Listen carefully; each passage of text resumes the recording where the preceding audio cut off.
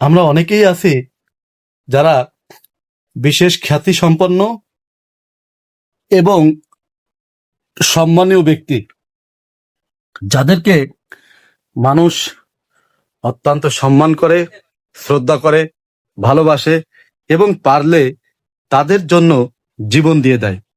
সেই মানুষটাই যদি প্রতিনিয়ত বিতর্কের সৃষ্টি করে বা এমন এমন সব কথা বলে যে কথাগুলো আসলে গ্রহণযোগ্য নয়, অর্থাৎ যে কথাগুলো বিপজ্জনক কথা, তাহলে কি হবে?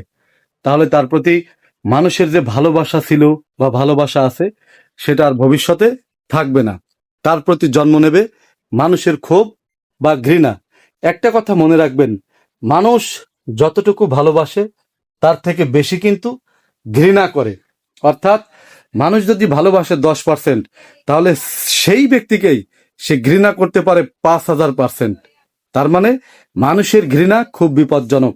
তাই এখনই সাবধান হয়ে যান, ভালো হয়ে যান, আর এই বিতর্কিত মন্তব্য বা বিতর্কিত কথা বা বিপজ্জনক কথা এগুলা থেকে বেরিয়ে আসুন।